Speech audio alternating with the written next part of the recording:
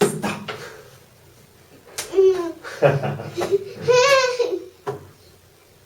Should we do?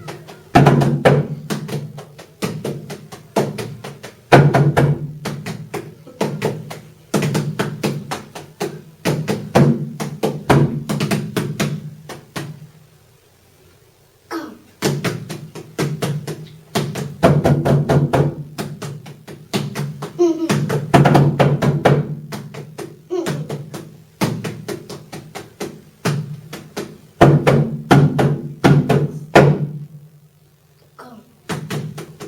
So this is a clip of me working with one of my clients with autism.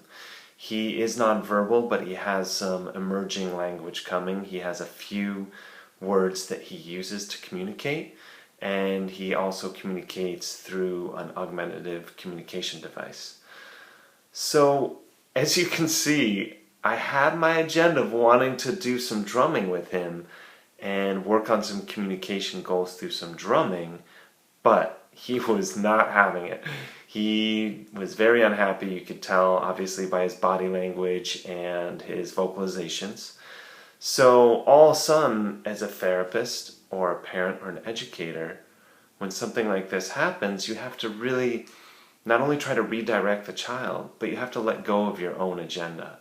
You have to be willing to improvise, be spontaneous, and really use your intuition in finding what might help the child in that moment.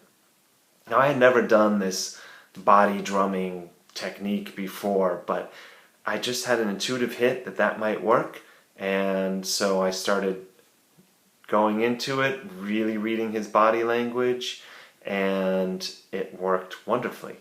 And so as soon as I had pulled in his attention, then we could work on some of those communication goals. You might have seen this in a previous video. I wanted to point out too that I used that visual phonetic of illustrating the M sound of more. Now he ended up saying go, but I really wanted to honor any speech communication, and that was totally appropriate use of go.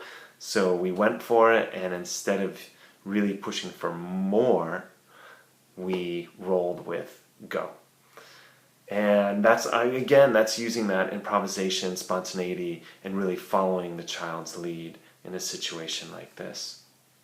You might have also noticed that his eye contact increased. Whenever I stopped the drumming and was waiting for a response from him, waiting for some communication, that's when I got this great eye contact. Another thing you might have noticed is I did very little talking throughout this part of our session. And I try in general not to talk too much during our session. And with all the kids I work with who are nonverbal, I feel like they get talked to all the time and they're constantly barraged with words. And yet they're struggling to find words and use words themselves. So I can't help but think that it might be a bit frustrating to be in such a spoken language world but not have that ability yourself. And that's one of the wonderful things about music, is it can be nonverbal. And in general, in therapy sessions with him, I try to use very little spoken language, and I let the music and my gestures and facial expressions and body language speak for me. Another thing that was great was you saw him starting to smile and even giggle a little bit. I'm always looking for that with clients. What's going to be fun? What's going to be humorous? What's going to be motivating? And when you can combine music and something that's fun and humorous, wow, that is an amazing combination for success and motivation. Thank you for tuning in. Keep watching at therhythmtree.com.